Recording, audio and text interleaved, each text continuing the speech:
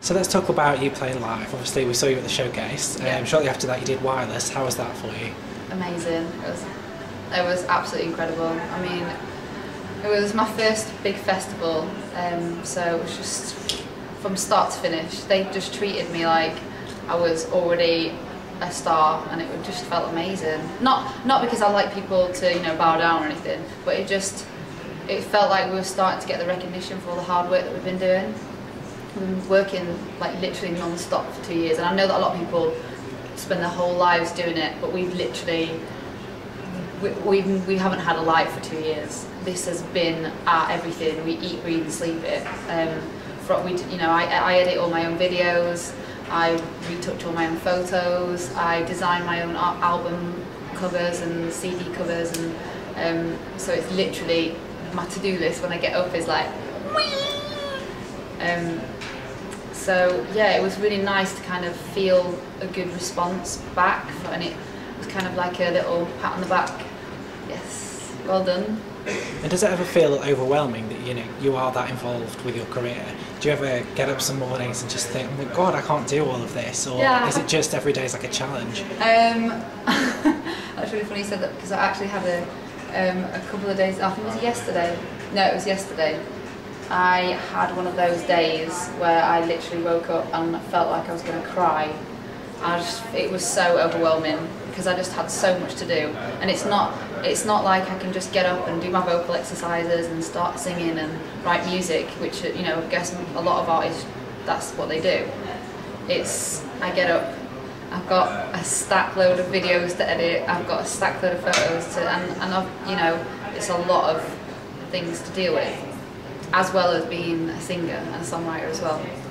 So it gets a little bit overwhelming now and again.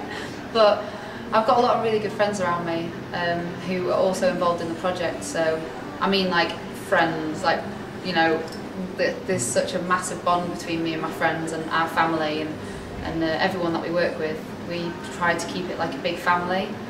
And we're very honest with each other. And I think as soon as I speak to one of them, they're like, Laura, come on, and they just pick me up straight away. It literally takes 10 seconds and I'm already back on top again, feeling good. Because it's really evident actually at the showcase, you could see you interacting with the band and see you had a really good relationship with them, and it's quite rare to see that on stage, because normally you have Celine Dion or whatever in front of a stage ignoring her band completely. It is. I mean, how important is it for you to get on with those people? It's so important. I mean, the way I see it is that we've handpicked our band to not just only on, obviously they're amazing musicians, but you have to be able to connect with them in a way, because what I was saying earlier about the music, it takes you somewhere, and you have to have that connection with your band or your songwriters or the other whoever you're working with, because it will show. I mean, in some artists where they are manufactured, you can see it. They literally just get on stage. They probably know their band's name, but that's it. And they might have a bit of a chin wag backstage, but there's no connection.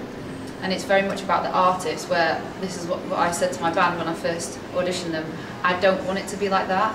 I want us to be recognised as a band. I want you to be individually recognised as musicians. And it's not just about me, even though it's my name and my face. It's very much about them as well. They're playing the music, they write the songs with me, and they all add their little parts and sprinkles, and it's that magic that makes the show a million times better.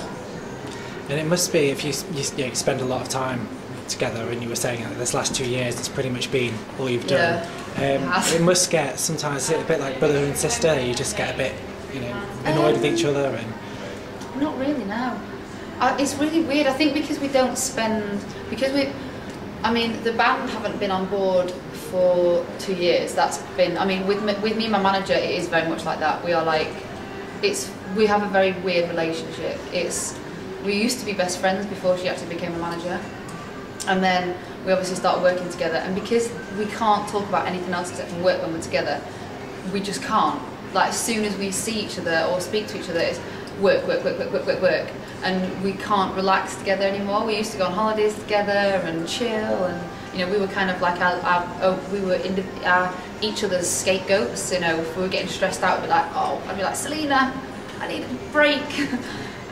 But it's It's good though. It's really productive, because I think because we know each other so well, it makes for a better working relationship, in my opinion. And we can be ruthless with each other and honest. You know, if she does something wrong, I can say, I don't think you should have done that, and vice versa, which she does most of the time. So we talked about the band and your interaction with them, and the other thing I've noticed about you is that you're very active on social networks, and on Twitter and you're on MySpace. How important is it for you to be able to connect with your fans through those channels? I love it.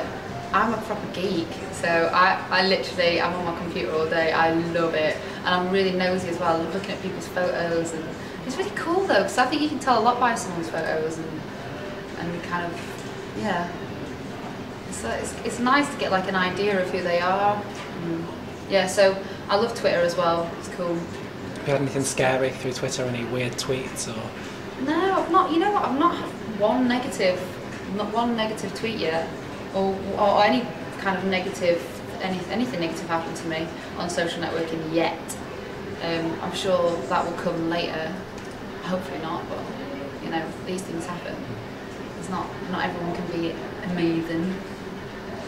But yeah, no, not yet. Okay then, so for the last question, what else is coming up for you in 2010? Well, the single release on the 9th of August. We're doing a few prize. These are all kind of to be confirmed and stuff like that. We've been put forward to support some like major pop acts. We've been put forward with V-Fest. It was really funny because at Wireless we met the guy who runs Isle of Wight Festival, and he was like, "Oh my god, I love you, I want to book you," and he kind of just like booked us on the spot for Isle of Wight, which obviously it needs to all be confirmed and stuff like that, but he was really, really cool and really nice guy, and I think that sometimes it's just like getting yourself out there and getting booked, and it's difficult because we're doing it independently as well. We don't have the massive record label with the massive book of contacts where they can literally go, right, okay, well, you put my artist on there, I'll give you 50 grand. We don't have the money to buy on to tours and stuff, so it's all kind of scratching a load of backs right now, and then hopefully, when it explodes, we can kind of scratch everybody else's. That must be quite exciting though, because you know that when you get these opportunities and you're playing at these festivals, it's because of your talent. Yeah, what you can do rather than the fact you paid 50 grand to exactly. get on there. It's so much more rewarding.